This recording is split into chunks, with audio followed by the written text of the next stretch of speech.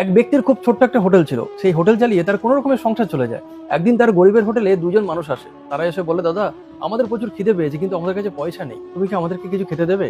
তখন সেই ছেলেটি বলল যে ঠিক আছে, বসো, তোমরা ডাল ভাত খেয়ে যাও। যথারীতি তারা খেয়ে দিয়ে চলে যায়। পরের দিন তারা দুজনে আবার সেই হোটেলের সামনে এসে দাঁড়িয়ে আছে। তো হোটেল মালিক বুঝতে পেরে তাদেরকে ডেকে বলে, কি হয়েছে, পয়সা নেই, খিদে পেয়েছে, তো বসো, ডাল ভাত খেয়ে যাও, তোমরা লজ্জা পাবে না, যখনই পয়সা থাকবে না, খিদে পাবে, আমার এখানে এসে ডাল ভাত খেয়ে যাবে।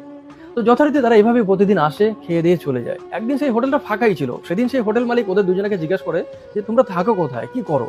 তখন তারা বললো যে আমরা জমদূত, যে মারা যায় তাকে নিতে আসি। এ কথা শুনে হোটেলের মালিক চমকে যায়। তখন সে বলল, তাহলে তোমরা আমাকে বলো তো, আমার মৃত্যু কবে হবে, কিভাবে হবে?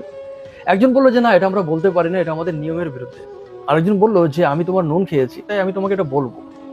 তিনি বললেন যে তোমার মৃত্যু হবে বিয়ের পর বউ ভাতের দিন, যখন তুমি তোমার স্ত্রীর ঘরের দিকে যাবে, দরজার কাছে পড়ে তুমি মারা যাবে, এটাই তোমার নিয়তি। এ কথা শুনে ছেলেটির খুব খারাপ লাগলো। তখন সে ভাবলো, যদি আমি বাঁচতে চাই তাহলে আমাকে জীবনে বিয়ে করা যাবে না। কিন্তু সে বহু বছর ধরে একটি মেয়েকে ভালোবাসে, যার সাথে তার বিয়ে ফাইনাল হয়ে আছে। এখন সে নিজের বিয়ে নিজেই ভাঙার চেষ্টা করছে, কিন্তু মেয়েটি কিছুতেই শুনবে না, কিছুতেই মানবে না। শেষমেশ ছেলেটি তাকে সবকিছু সত্য খুলে বললো। মেয়েটি বলছে, আমি এসব বিশ্বাস করি না, আমি তোমাকে ছাড়া বাঁচবো না, বাঁচতে হয় তোমার সাথে, মরতে হয় তোমার সাথে। শেষমেশ ছেলেটি বাধ্য হয়ে বিয়ে করিয়ে নিল। যথারীতি ছেলেটি যখন বৌভাতের দিন তার স্ত্রীর ঘরের দিকে যাবে, দেখে যে সেই দুজন যমদূত এসে দরজার সামনে দাঁড়িয়ে আছে। সে তখন যমদূতদেরকে বলল যে আমাকে একটুখানি সময় দাও, আমি আমার স্ত্রীকে সান্ত্বনা দিয়ে আসি। তাদের মধ্যে যে দয়ালু ছিল সে খুব কাঁদছিল। সে বলল, আমাদের কিছু করার নেই, আমরা আমাদের আদেশ পালন করেছি, এটা আমরা তোমাকে করতে দিতে পারি না। যখন ওই ছেলেটির সঙ্গে যমদূতদের এভাবে কথাবার্তা চলছে, তখন মেয়েটি ভেতর থেকে সবই শুনতে পাচ্ছে। তখন সেই মেয়েটির মনে হলো যে আমার স্বামী আমাকে যা বলেছিল সবই সত্য বলেছিল।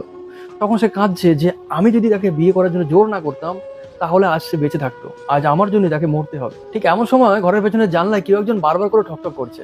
মেয়েটি উঠে গিয়ে জানলা খুলতেই দেখলো যে একজন মহিলা দাঁড়িয়ে আছে এবং তিনি হামো করে কাঁদছেন। সে মহিলা বলছে, মা, আমি দুদিন ধরে কিছু খেতে পাইনি, আমার পেটে একটা বাচ্চা আছে, বাচ্চাটা না খেতে পেয়ে মারা যাবে, দয়া করে আমাকে কিছু খেতে দাও। তো তখন সেই নতুন বউটি ভাবছে যে একটু পরে আমার স্বামী মারা যাবে, আমার ঘরে এসব খাবার দাবার কোন কাজে লাগবে, যা আছে জানলা দিয়ে সব খাবার সে মহিলাকে দিতে থাকে। এমন সব সেই মহিলা তাকে জিজ্ঞাসা করে যে কি হয়েছে, তুমি কেন কাঁদছো? মেয়েটি ভাবে যে আমার স্বামীকে যমদূত নিতে এসছে, আমি তাকে কি বলবো যে আমার কি হয়েছে, আর বলেই বা কি হবে। মেয়েটি তার কথার কোনো উত্তর দেয় না। যাই হোক, ওইদিকে ঘরের সামনে তার স্বামী যমদূতের সাথে কথা বলছে। এদিকে ঘরের পেছনে একজন ক্ষুধার্ত গর্ভবতী মা এক মুঠো খাবার মুখে দিয়ে বলছে, মা, আমি জানি না তোমার কি হয়েছে, যাই হোক তুমি ভালো থাকো, সুখে থাকো।